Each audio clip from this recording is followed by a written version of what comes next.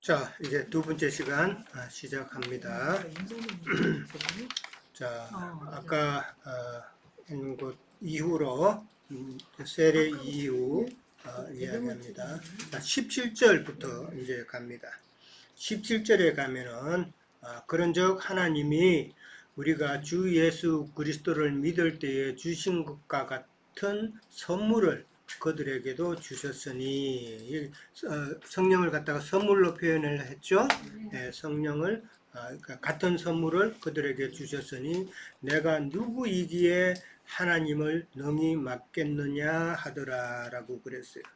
자, 그러니까 이 말은 믿은 유대인들에게 성령을 주신 것처럼 이방인에게도 성령을 주신다면은, 하나님께서 성령을 주신다면은 내가 누구에게 하나님을 거역할 수 있겠느냐라는 그 말이죠. 예.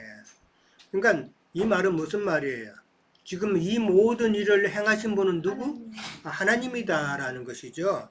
이 일을 진행하시는 분은 하나님 자신이지 베드로가 독단적으로 한 건 아니다라는 이야기죠. 그러면은 베드로에게는 다른 사람들이 비난할 근거가 없는 것이죠.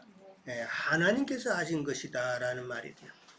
유대인들은 또 하나님을 섬기는 그런 사상이 투철하니까 하나님 이름 나오면은 또 그게 비양하거나 그러지는 못하죠. 그래서 그들이 참 18절에 가면 잠잠하였다 그랬어요. 잠잠하면서 그들이 하는 말이 뭐예요?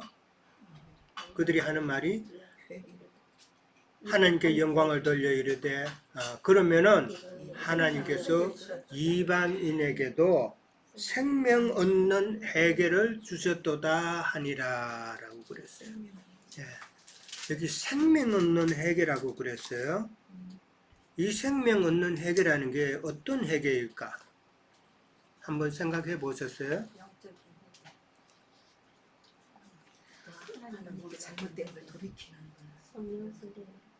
하나님께 잘못된 걸 돌이키는 해결? 전에는 유대의 어떤 그런 발석과 하나님과 관계없는 거기에서 돌이키는 거. 그 다음에 또 하긴 제가 보는 것은 이제 거듭나게 하는 과정이잖아요. 예. 옛죄 회개한다는 건 나이가 지난 죄를 용서를 받기 위해서 회개를 하고 이제 주님께서 용서해 주시고 거듭나게 하는 과정인데, 여기서 제가 보기에는 처음 우리에게 하신 것과 같이 하시니라 하는 것이, 제자들은 처음에 그리스도의 영을 받았잖아요. 그리고 오순절 때 받는 말씀은 이제 두 번째로 우리가 어느 정도 교회 안에서 성장한 후에 앞서가신 선지자들의 말씀을 읽고 들을 때에 우리에게 능력으로 말씀이 임하는 것이 두 번째로 우리가 과정이 있어야 되는가 하는 걸로 저는 이렇게 보이거든요, 형제님. 예. 두 번째 과정까지 첫 번째 항상 지난번에도 말씀드렸지만은 우리의 신앙은 한 번으로 끝나는 게 아니다. 이 과정이 반드시 있다라는 것을 이제 말씀드렸는데 그 말씀이었고, 자, 생명 얻는 해결하는 것은 해결을 하면서 옛날에 지었던 거, 잘못된 거, 이것도 해결은 해결이지만은 그러나 다시 돌아설 수도 있죠. 그렇잖아요. 간혹 그런 뉴스를 접하잖아요. 아주 범죄자가 감옥에 들어가가지고 자기는 회개했다 그러면서 뭐 신학 공부도 한다고 그러더니만은 어느 순간 또 범죄를 하고 있더라고요. 그 옛날에 그 유명한 그 한국의 그 깡패 두목. 예. 이제 그 사람을 예를 봐도 그 사람이 회개했다는 것은 생명 얻은 회개가 아니죠. 그러면은 성경에서 말하는 생명 얻는 회개라고, 이 생명이 들어가는 그 회개는 어떤 회개일까라는 거예요. 신을 바꾸는 거. 그것도 회개죠. 그것도 참 중요한 회개예요. 세상 범죄에서 돌아서는 것도 회개지만은 그 다음에 신을 바꾸는 것도, 이거는 예수님께서 회개하라고 하셨을 때 하신 그 말씀이죠. 그러나 또 다른 회개도 있죠. 온전한 교회 생활을 하는 회개다라는 거죠. 예, 계시록에 보면은 계시록에 보면 나오죠. 천사들이 하는 말이 온전한 교회 생활을 강조하고 있다는 거예요. 어떤 믿음을 가지고 하나님의 말씀을 따라가는 거죠. 그러니까 어떤 말씀을 가지고 신앙생활을 하고 어떤 생각으로 생활을 하느냐. 신앙생활을 바로 하느냐. 그러니까 참 교회 생활을 바로 하느냐 아니냐. 그게 중요하다라는 것이죠. 그러니까 뭐 그런 것도 다 회개인데 성경에서 말하는 그 생명 얻는 회개라는 말은 자신을 부인하는 회개다 말이에요. 자신을 완전히 부인하는 회개. 그러면은 자신을 부인한다는 말은 또 그러면 뭘까? 나 이름이 유재건인데 나 이제부터 유재건이 아니야. 뭐 이게 부인이에요? 뭘까 한번 생각해 봅시다. 자신을 부인한다는 그 말이 어떤 의미일까? 하나님께 순종하는 거고. 하나님께 순종하는 나를 뜻을 쳐서 아닌 거를 순종하는 것. 예, 비슷하게 갔어요. 물질 없이 생명 생활로 영적 생활을 하는 것이겠죠. 네, 생명생활. 예. 성경에서만 자신을 부인한다는 말은 자신의 옳고 선함에 따라서 죄를 대적해 나가는 이런 생각. 그것을 그러니까 자신의 옳고 선함에 따라서 죄를 대적하지 않고 뭐를 내세우냐 하면은 영의 말씀을 내세워서 앞선 적들을 대적하는 것. 이것이 자신을 부인하는 거다. 그러니까 쉽게 말해서 내 마음의 법대로 행하지 말라는 것이죠.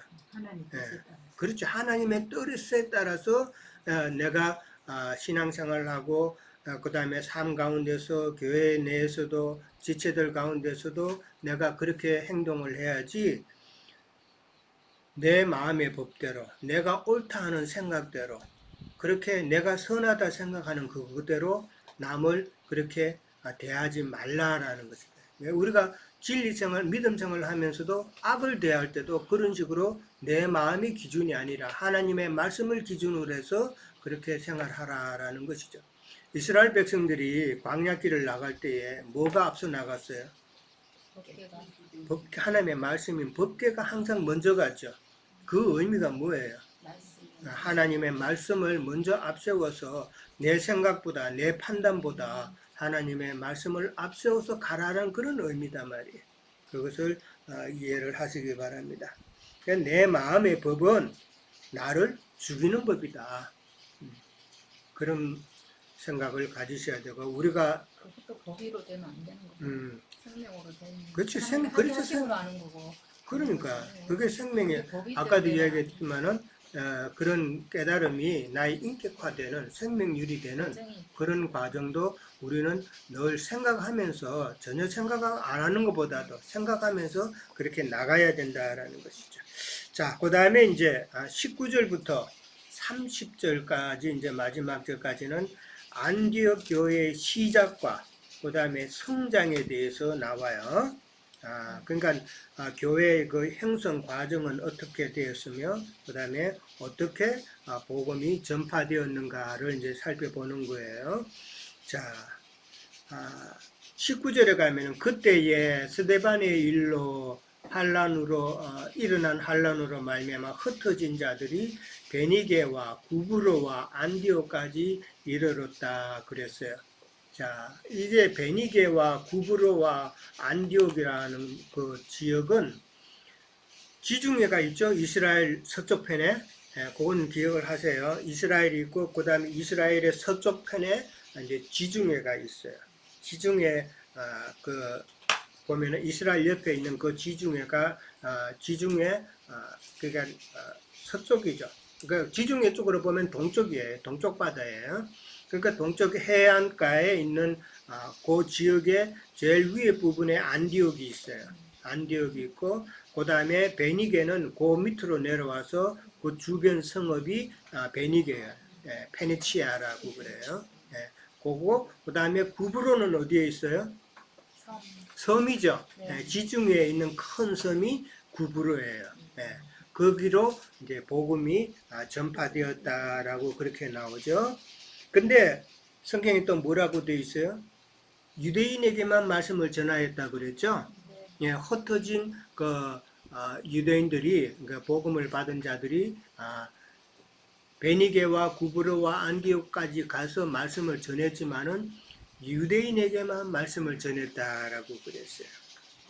그러니까 유대인들도 참 자기네들의 그 습성상 이방인들과 함께 하기가 좀 어려웠다는 이야기죠. 예, 그만큼 성이니까 사람의 그 환경, 자라올 때 환경, 그 다음에 습성 이런 것이 참 나와는 다른 사람들하고는 참 어울리기가 어렵죠. 우리도 한국적인 사고방식을 갖고 있잖아요. 정서를 갖고 있잖아요. 근데 지금 뭐 흑인들이나 그 멕시코 사람들이나 이런 사람들하고 백인들하고 이렇게 같이 어울리다 보면은 뭔가 안 맞는 게 많죠. 뭐 그런 과정이라고 보면 돼요. 자, 그런데 그 중에 구브로 사람하고 그 다음에 구레네 몇 사람이 어디에 복음을 전했어요? 안디옥에 전했다 그랬어요. 헬라인에게 전했다고 나오죠. 자, 이 헬라인이란 표현은 그전에는 그냥 헬라인이라 그러면은 예수를 믿은 그런 유대인들을 말하는 거였어요. 그런데 여기서 이 헬라인은 예수를 믿는 유대인들이 아니라 이방인들이란 말이에요. 예, 안디옥에 있는 이방인들에게 복음을 전했다. 그러니까 여기서는 지금 헬라인이라고 표현을 했고 그 앞절에서는 유대인에게만 말씀을 전했다라고 그렇게 나오죠. 예, 그러니까 유대인과 헬라인들을 지금 구분을 해서 그러니까 그 유대인들은 타지에 있는 그런 유대인들. 그러나 지금 안디옥의 헬라인이라는 이 말은 이방인들을 우리가 생각해 볼 수가 있다라는 것이죠. 근데 그들에게까지 참 복음이 전파되었다라고 그렇게 나옵니다. 자, 복음은 땅끝까지 이르게 돼 있죠. 그래서 우리가 몇 주 전에 말씀을 나눌 때에 빌립이 누구에게 복음을 전했어요? 에디오피아 내시에게 복음을 전했죠. 근데 그 에디오피아 내시는 어느 민족? 함족이죠. 네, 함족이었어요. 그러고 난 다음에 또 누가 예수를 믿어요? 사울이 나와요. 다메섹 도상에서 에디오피아 그 사건 이후에 그 다음에 나오는 것이 이제 사울이 다메섹 도상에서 복음의 빛을 인해서 예수를 믿는 내용이 나와요. 근데 사울은 무슨 족? 유대인은 셈족이잖아요. 셈족. 셈족이단 말이에요. 그리고 난 다음에 또 이제 누가 또 예수를 믿어요? 야벳 족속인 고넬료가 있는데 고넬료가 예수를 믿는 게 나와요. 자, 한 군데 더 찾아봅니다. 창세기 9장 27절. 온 사방이라 그랬으니까. 창세기 9장 27절 봅니다.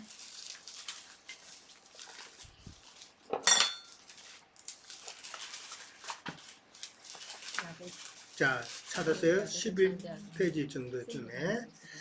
자, 27절에 보면은 26절부터 볼게요. 또 이르되 셈의 하나님 여호와를 찬송하리로다. 가나안은 셈의 종이 되고 하나님이 야벳을 창대하게 하사 셈의 장막에 거하게 하시고 가나안은 그의 종이 되게 하시기를 원하노라 그랬어요. 여기 보면은 야벳이 창대한다 그랬어요. 야벳은 어느 지역 사람? 유럽 백인들이죠. 유럽 사람들이단 말이에요. 근데 이 말씀대로 백인들이 먼저 역사적으로 창대했죠. 예. 전 세계를 주름 잡았잖아요. 유럽 사람들이. 예. 해가 지지 않는 나라, 영국. 예. 그런데 야벳은 창대하게 하사, 그 다음에 셈의 장막에 거하게 했다 그랬어요. 이 말이 무슨 말이에요? 셈의 장막에 거하게 했다는 말. 쌤에 의해서 복음이 전파된다는 뜻이에요. 쌤을 보시는 바울을 네. 통해서. 그렇죠. 그 이야기단 말이에요. 복음이 그렇게 그러니까 창세기에서 지금 이미 나온 그 예표가 그 야벳은 셈의 장막에 거하게 될 것이라고 미리 그 예표로 말씀을 했는데 그 실현이 지금 안디옥 교회를 통해서 나타나죠. 복음 예. 전파. 바울을 통해서 여러 차례의 선교를 통해서 유럽 지역에 터키에서 그쪽 지중해 그 서쪽 지역으로 계속해서 복음이 번져나가는. 이게 장막이라는 것은 복음의 장막이단 말이에요. 예, 그냥 텐트가 아니라 항상 예, 그렇죠. 복음의 장막이다라고 그렇게 이해를 하면 돼요. 예. 그래서 그 바울에 의해서, 그러니까 바울의 그 셈족이죠. 그 바울에 의해서 유럽 야백 족속들에게 참 복음이 전파될 것을 참 미리 암시를 했고, 고넬료 가정회와 그 다음에 안디옥을 통한 복음 전파는 바로 창세기 9장 27절의 실현이다라는 것을 이해를 하셔야 됩니다. 자, 그 다음에 21절에 가면은 주의 손이 그들과 함께 하심에 그러면서 수많은 사람이 주께 돌아왔다 그랬어요. 주의 손이라는 것은 주님의 은혜라고 볼 수 있죠. 그러니까 은혜인데 그 손이라는 표현은 안디옥을 복음의 전초기지로 만드시는 하나님의 일하심을 지금 설명하고 있는 것이죠. 그러니까 예루살렘 교회가 이제 소문을 또 들었다고 그랬어요. 그래서 누구를 보내요? 바나바를 보냈어요. 예. 사마리아에서 복음이 이제 전해졌을 때는 예루살렘 교회에서는 누구를 보냈었어요?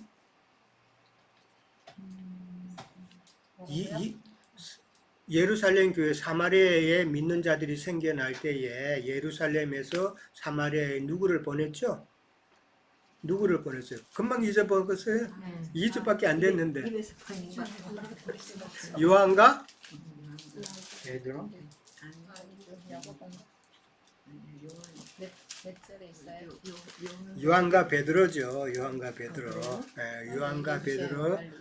요한과 베드로를 보냈어요. 근데 지금 안디옥에는 누구를 보냈다고요? 바나바를 보냈다 그랬어요. 근데 왜 바나바를 보냈을까? 그것도 한번 생각해 봐야 되겠죠? 바울하고 연결시켜주려고. 바울하고 연결시켜 주려고. 그 다음에 그 바나바의 성품을 우리가 한번 나누었죠. 그는 착한 사람이고, 그 다음에 구제도 잘하고, 참 부드러운 사람이고, 바나바의 이름의 뜻이 뭐라고요? 그렇죠. 위로의 아들이다. 남을 잘 감싸주고, 나는 남 뭐 감싸주고 이런 게는 아주 재주가 없는데, 이 바나바는 참 그런 걸 잘했던가 봐. 이것도 참 성격이고 참 은혜죠. 근데 이 바나바는 이제 위로의 아들이라 만큼 모든 것을 잘 그렇게 했는데 안디옥에 있는 헬라인에게 말씀을 전한 자가 누구라고요? 구브로와 구레네 사람 몇 사람이죠. 근데 바나바는 어디 출신이라고요? 우리 지난번에 나왔죠. 다소는 바울의 고향이고 바나바에는 구브로 사람이라고 나왔었잖아요. 그때 이제 땅을 팔아서 제자 앞에 내놓을 때에 구브로 사람 바나바라고 나왔죠.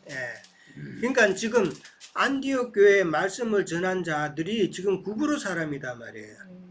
구브로 사람들이 안디옥에 말씀을 전해가지고 그랬으니까 이 구브로 사람인 바나바가 안디옥에 가면 그들과 유대 관계가 훨씬 고향 동양 사람이니까 잘 진행이 될 수 있겠죠. 그런 것도 우리는 생각해 봐야 된다라는 거죠. 쌤족이에요? 예? 바나바가 쌤족이에요? 바나바도 쌤쪽이죠. 바나바 쌤족이죠. 예, 유대인이니까. 요한의 어머니의 동생이었어요. 그 유대이니까 쌤족이죠. 자, 그 다음에 이제 23절에 이제 갑니다.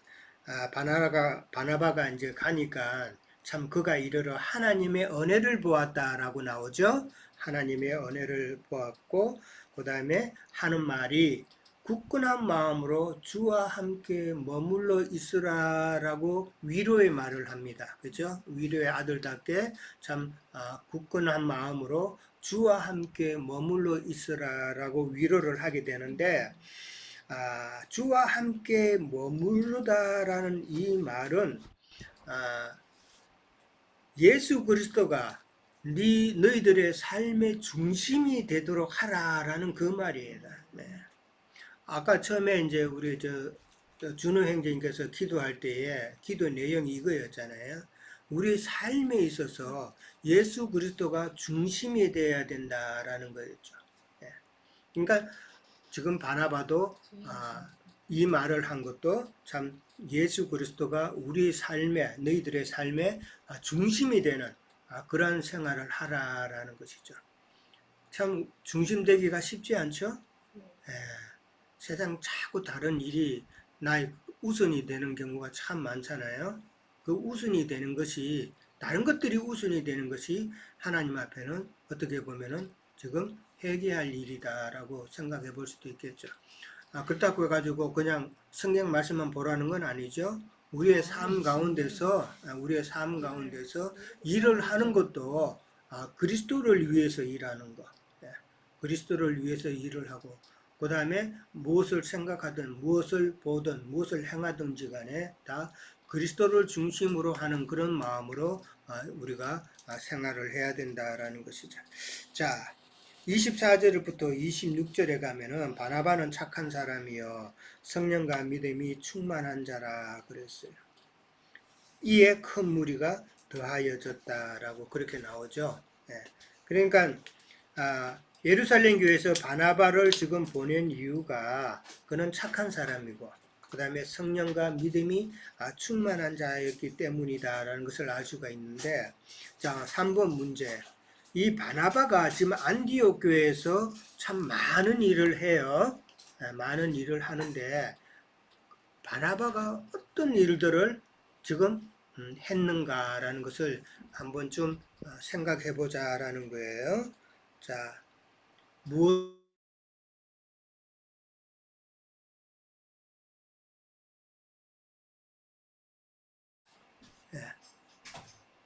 소리 잘 들리죠? 예. 방금 뮤트가 돼가지고, 예. 자, 말씀해 보세요. 자, 바나바의 어떤 면을 우리가 볼 수 있어요? 두 사람이 1년 머물면서 그 교회에서 그리스도인이라고 일컬음을 받을 정도로 성숙한 거죠. 예. 그러니까 두 사람이, 그러니까 같이 지금 바나바는 바울과 같이 동력했다라는 것이죠. 동력하는 사역이라는 것이어서. 그 다음에 또 어떤 사역을 안디옥에서 바나바가 했다고 볼 수 있어요? 구제하는 데 했겠죠. 구제하는 거? 뒤에도 보니까 구제라는 것은 우리가 전번에 나눴지만 영혼 구제이기 때문에 참 하나님의 말씀으로 잘 양육하는 사역을 했다라고 볼 수도 있겠죠. 네. 잘 양육하는 사역을 했다. 실제적으로 여기 구제는 했죠 또. 그러니까 이 구제가 이스라엘, 그러니까 예루살렘으로 뭐 헌금을 모아서 보내주기도 하고 그런 거 했으니까. 부조를 보내기로 네, 작정했죠. 했죠. 부조 보내는 실질적으로 그런 들어가죠.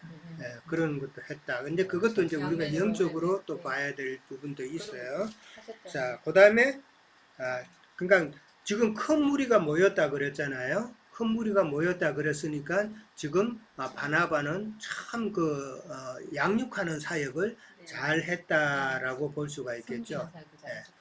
자, 그렇죠. 섬기는 사역을 잘 했어요. 그 다음에 이제 또 보면은 장로들을 보냈다. 바나바가 누구를 데리고 와요? 사울을 네, 데리고 와요. 다소에 있는 사울을 데려오는 게 이게 가장 중요한 영안이 사역이에요. 열렸는 거. 예. 이게 정말 중요한 사역이었다. 그래서 그걸로 지금 안디옥 교회를 예루살렘 교회가 바나바를 보냈어요. 파송을 했어요. 그러면 모든 정권은 바나바가 갖고 있는 거예요. 바나바가 갖고 있는데, 근데 이 바나바는 자기 독단적으로 자기가 하려고 하지 않고, 사람들은 욕심이 있죠. 오늘날에도 세상 교계 목사가 딱 되면은 자기 교회 세워서 자기 교회를 빨리 키우고 싶은 욕심 다 가지죠. 그런데 바나바는 자기 위치를 알았잖아요. 예. 그래서 누구를 찾아가요? 다소의 사울을 찾으러 갔다.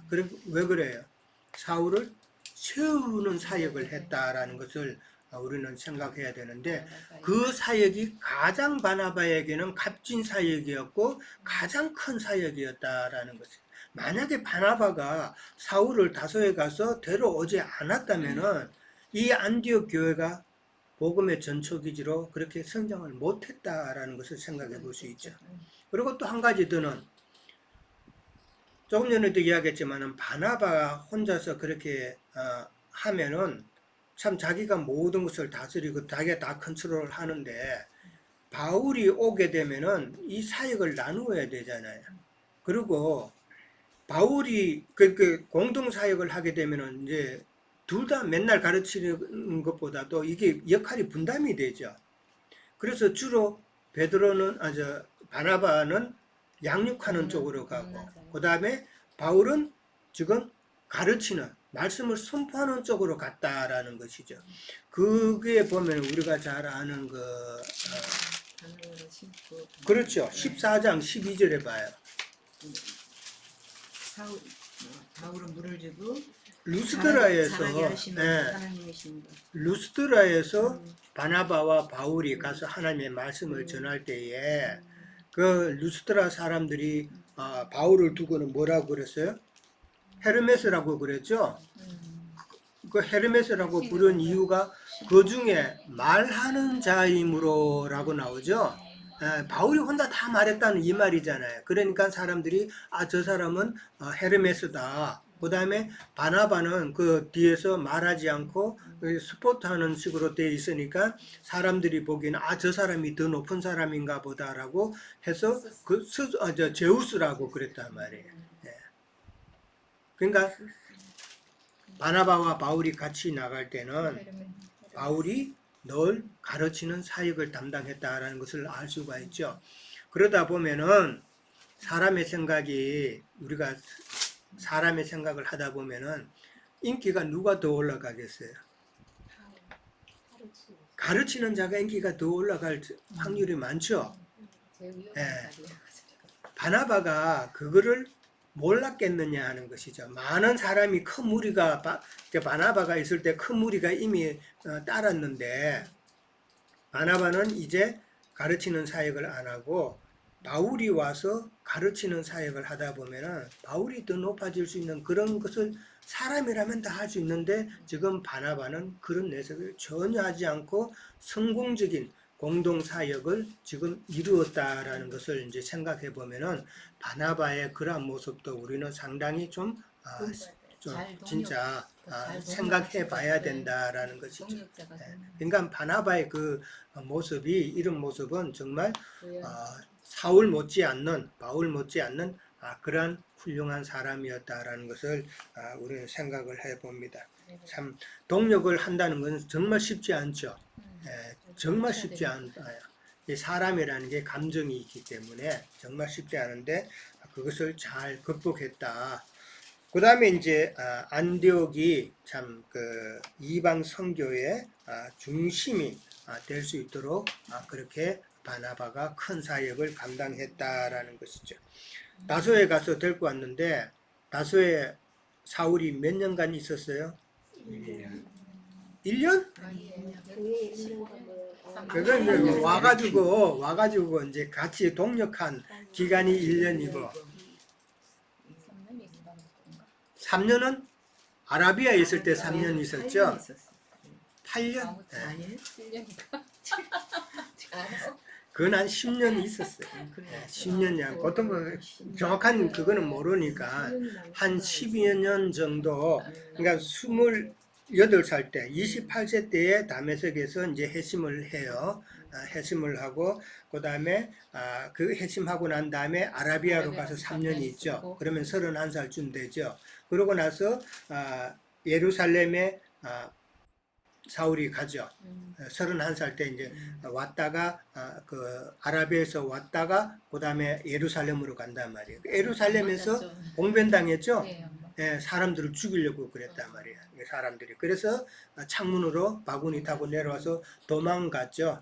예, 도망갔는데 어디로 갔냐면은 바로 다소로 갔단 말이에요. 그 형제들이 바울의 고향인 다소로 보냈다라고 성경에 나왔죠. 그래서 지금 바나바가 부르기 전까지 그게 계속 있었단 말이에요. 그러니까 지금 안디옥 사역을 한 것이 39살 때쯤부터였어요. 그러니까 그건 10년 정도 다소에 있었다라는 것을 한번 생각해 보면은 때가 됐으니까 만화를 통해서 불러한다. 3년 아라비아에 있었고 또 10년 정도 또 다소에 있었다라는 말은, 그러고 난 다음에 하나님께서 안디옥 교회를 맡기고 그 다음에 1차 전도 여행을 시작해서 3차까지 이렇게 계속 하나님께 쓰신다는 것을 보면은 그 준비 기간이 엄청나죠.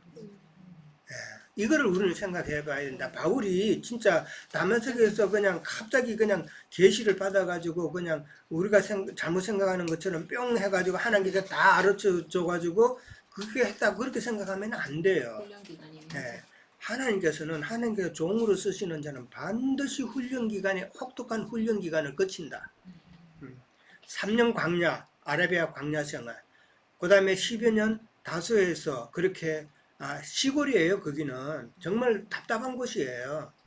그런 곳에서 그렇게 하나님께서 연단을 시키셨다라는 것을 우리는 생각해야 된다. 그러고 난 다음에 사역을 하게 했다. 어떻게 보면은 사역은 전도 여행을 쭉 하다 보면 사역 기간은 한 11년, 12년 잡아요.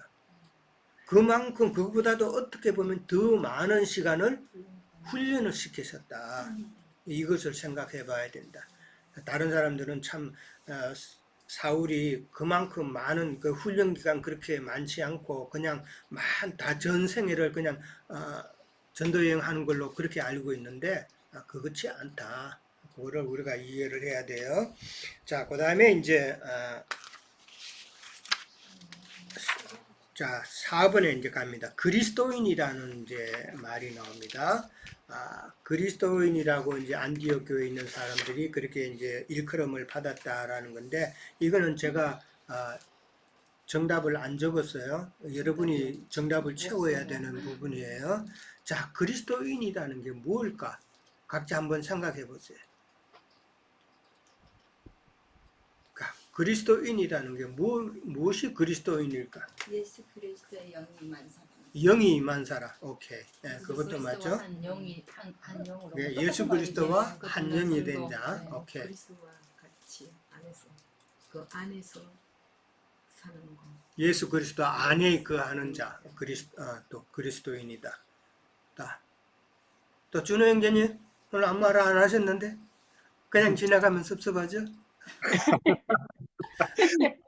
이미 저기 사실은 제가 드리려고 했던 말씀을 다 나누셔서, 근데 이제 정말 왜 제가 저 이제 나씨 집안이니까 저거 나씨 집안 사람이야라고 하면은 생각나는 첫 번째가 그 집안의 혈통, 그 집안의 생명을 받았다는 거잖아요. 그러니까 이제 그리스도인이라고 하면 다 나누신 것처럼 이제 그리스도의 생명을 가진 사람이고, 또 한편으로는 그러면서 이제 그리스도인이다라고 하면 또 나누셨던 건데, 이제 그리스도의 몸된 교회라는 표현을 하니까 그 교회 안에서 교회 생활을 하는 사람들을 또 그리스도인이라고 이렇게 또 부를 수가 있게 되는 생각도 드네요. 예. 오케이. 예. 자, 또 다른 분? 되게 네. 많죠. 되게 뭐 주와 함께 동행하는 사람. 동행하는 자. 이게 동행하는 자. 예. 다 그리고 다른 말들로. 그렇죠. 에베소서요. 어차피 갈라디아서 한 고린도전서. 그렇죠. 사도 바울이 했던 모든 그러니까 말들이 중요한 그리스도인의 것은 말이더라고요. 예수 그리스도의 그 피의 공로에 참여한 자도 있어야 복음 되겠죠. 전하는 자, 예. 뭐. 그다음에 이제 중요한 것은 새 영과 새 마음으로 예. 되어서 새로운 피조물이 된 자들이다. 네. 예. 그러니까 뭐 예배당만 다닌다고 그 사람들이 그리스도인은 아니고 그 진리의 말씀으로 인해서 나의 굳어진 마음이 새로 바뀌어야 된단 말이에요. 예. 바뀌어가지고 새 영과 새 마음으로 되어서 나를 볼 때 나는 새로운 피조물이라 할 수 있는 자가 참 그리스도인이다라는 것이죠. 예. 그게 좀 중요한 거예요. 예, 새 하늘과 새 땅이 되지 못한 자들은 안 된다는. 그분도 못 예, 지나서. 사회자매님? 그러니까 제가 말씀 좀 할까요? 네. 네. 고린도 후서 5장 17절 21절을 읽어보시면 저도 고린도 후서 5장 17절 21절 같이 읽을까요? 예, 네. 네. 잠깐만요. 그런즉 누구든지 그리스도 안에 있으면 새로운 피조물이라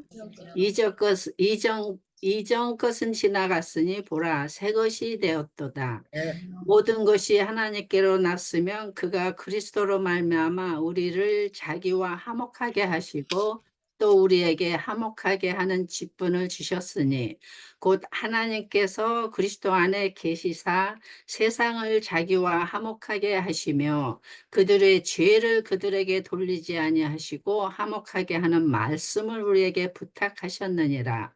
그러므로 우리가 그리스도를 대신하여 사심이 되어 하나님이 우리를 통하여 너희를 권면하시는 것 같이 그리스도를 대신하여 간청하노니 너희는 하나님과 화목하라. 하나님이 죄를 알지도 못하신 이를 우리로 대신하여 죄로 삼으신 것은 우리로 하여금 그 안에서 하나님의 의가 되게 하려 하심이니라.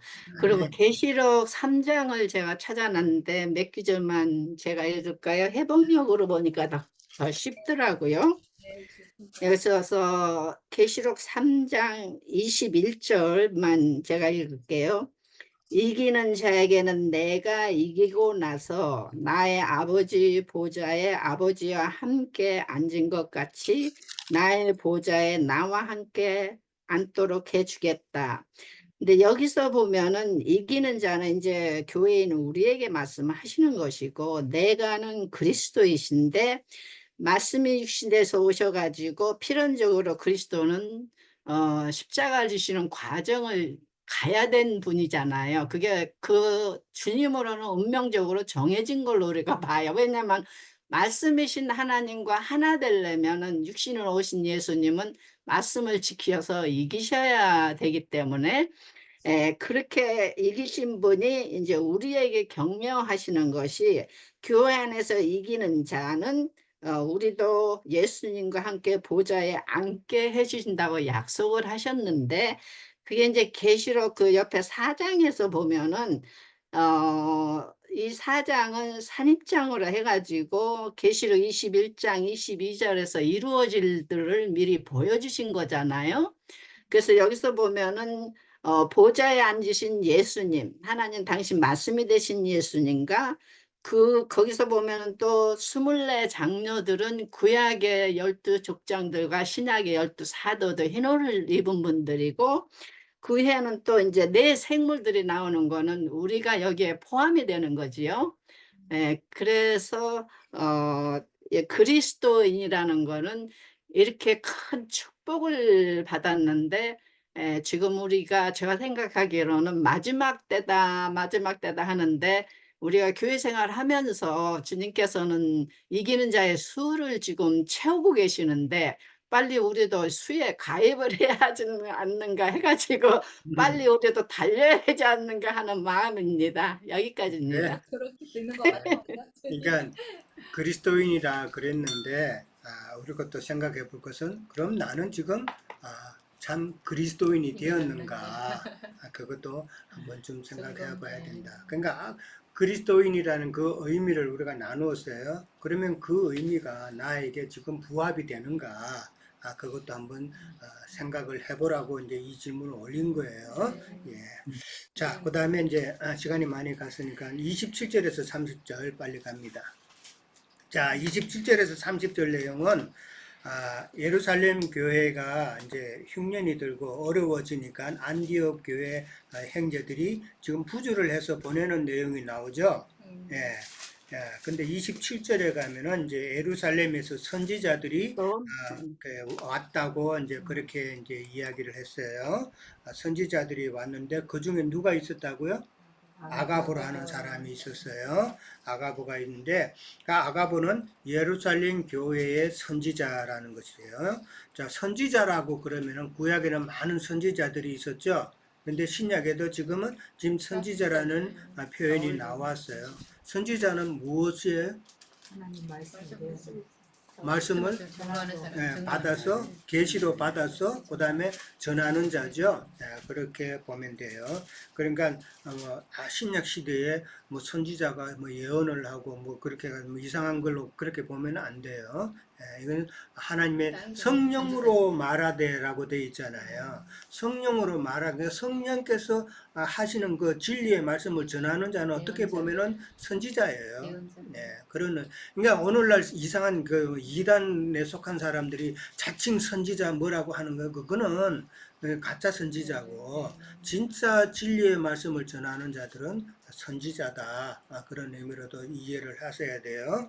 자, 그러니까 선지자라는 말은 하나님이 주신 계시를 전하는 자이기 때문에 우리는 또 형제님을 통해서 형제님은 많은 계시를 받았고 그걸 또 우리가 또 듣고 그랬죠. 그런 것도 생각해 봐야 되는 것이에요. 근데 아가보가 성령으로 말하되 천하의 큰 흉년이 될 것이다 라고 그렇게 이야기를 했어요. 그 다음에 이 아가보는 21장에 보면은 21장 10절 11절에도 보면은 바울이 옥에 갇힐 것을 또 미리 예언을 한 그런 내용이 나와요. 예. 그러니까 구약에도 보면은 요셉이 바로의 꿈을 해석하는 게 나오죠. 그런 것도 하나님께서 계시로 주신 것이단 말이에요. 그렇게 보면은 돼요. 그 다음에 이제 아무래도 이제 흉년이 글라우디오 때 들었다고 그랬는데 실제 역사상으로도 글라우디오 때에 2년간 그렇게 흉년이 들었다라고 나와요. 그러니까 흉년이 들으니까 당연히 예루살렘에 있는 많은 형제들이 참 어려움을 당하죠. 어려움을 당하는데 사실은 안디옥에 있는 사람들도 어려움 당하는 거는 마찬가지였을 거야. 다 흉년이 들었잖아요. 2년 동안. 그런데도 안디옥 사람들이 참 부조를 모아가지고 그렇게 도왔다라는 말을 했어요. 이거는 단지 성경에서 그냥 안디옥 교회 사람들이 참 좋은 의미로 부조를 했겠구나 그렇게 볼 수 있는 것인가? 오늘 이제 마지막 문제가 큰 흉년으로 인하여 안디옥 교회 사람들이 유대에 있는 형제들에게 부조를 보냈다라고 그랬는데 어떤 의미를 담고 있을까 하는 거죠. 그냥 단순히 부조해야 될 상황이 됐으니까 그 사람들이 흉년이 이렇게 물질적으로 실질적으로 그렇게 했겠죠. 그렇게 했는데 우리는 그것만 이 사람들이 부조를 했구나. 예루살렘 교회 모교를 섬기는 그런 모습이 있구나. 그렇게만 보면은 안 된다라는 것이죠. 예루살렘 교회는 어쨌든 좀 섞여 있잖아요. 야곱을 중심으로 해서. 그러니까 어떤 안디옥에 있는 사람들이 영적으로 좀 눈이 더 밝아지지 않았을까. 그래서 그렇죠. 어떤 것들을 이제 그거를 지금 이야기하고자 하는 거예요. 컴플레인하고 아닙니다. 그건 아닙니다. 하는 그런 어떤 것도 하셨다고 봐야 돼요. 그러니까 지금 이 흉년이라는 거는 예. 세상적인 이야기예요. 물세를 예. 하면 안 됩니다. 이런 거. 클라우디오가 41년, 45년의 황제 때 예. 3년에 거쳐서 흉년이 왔어요. 예. 특히 팔레스타인 지역에. 그래서 이거는 세상적으로 보는 부조지 여기서 이야기하는 부조는 똑같은 사람들인데 똑같은 환경인데 봉사, 섬김 이런 걸 말씀하는데 행정사도행전 13절 1, 2절에 봐도 금식 소리가 나와요. 금식까지 하면서 봉사와 섬김을 하는 거죠. 마음적으로. 그렇게 나는 그 부조를 그렇게 보고 있어요.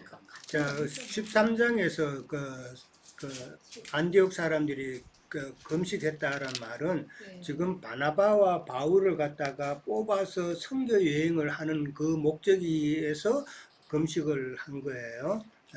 그 목적이었고, 그 다음에 지금 실제 역사적으로도 글라우디오 때에 2, 3년간 그렇게 흉년이 있었어요. 흉년이 있었는데 그 흉년에 지금 안디옥 교회 사람들이 부조를 해서 보냈다라는 이 말을 갖다가 우리가 실제적으로 문자적으로도 영적인 그렇게 세계가 했지만은 이런 기록을 성경이 기록한 예. 의미를 그렇죠. 우리는 깨달아야 되는 거예요. 네, 그거 예. 말하는 거. 지금 실제로 했겠죠. 실제적으로 부조는 했지만은 그러나 성경이 말하고자 하는 경우는 예루살렘 교회는 아직 유대교의 그 영향력에 아래에 있기 때문에 진리가 지금 많이 부족한 상태였단 말이에요. 이것도 많이 부족. 여기 저 흉년이라는 거는 기근. 기근의 그 기근인데 이게 말씀의 기근이단 말이에요. 이게 예루살렘 교회 사람들은 지금 말씀의 기근을 당했다라는 것을 지금 설명하는 것이다라는 것이죠. 그럴 때에 안디옥 교회는 유대교의 그 사상에서 자유롭잖아요. 네. 진짜 진리의 말씀만을 받아들일 수 있잖아요. 그렇기 때문에 안디옥 교회가 진리적인 면에 있어서 훨씬 더 풍요로웠다라는 것이죠. 그러니까 부조를 했다라는 말은 진리 지식을, 진리의 말씀을, 깨달은 진리 말씀을 부족한 예루살렘 교회에다가 가서 가르쳤다라고 이해를 해야 성경이 이것을 기록한 목적이 맞는 거예요. 이걸 깨달아야 된다는 것인데 이걸 갖다가 그냥 부조했다, 물질적으로 도움을 줬다고 하면 성경이 기록한 의미가 없는 거예요. 깨달았죠? 네. 예. 이렇게 성경을 볼 수 있고 이걸 깨닫는다는 게 이런 것을 우리가 나눌 수 있다는 게 얼마나 복이냐 하는 것이죠. 네. 성경을 이런 식으로 알아가야 된다는 것이죠. 그러면서 바나바와 사울의 손으로 장로들에게 보냈다 그랬어요. 바나바와 사울이 갔어요. 진짜 물질적인 그 구제만을 한다고 그러면은 바쁜 바나바와 사울이 그렇게 갔을까? 그런 거는 다른 집사들을 시켰어도 갈 수도 있는 이야기다라는 것이죠. 예. 그러니까 바울과 바나바가 가서 진리의 말씀을 참 장로들에게 전했다 그랬는데 이 장로들은 성경에 보면 장로들은 복음의 비밀을 가진 자라고 돼 있어요.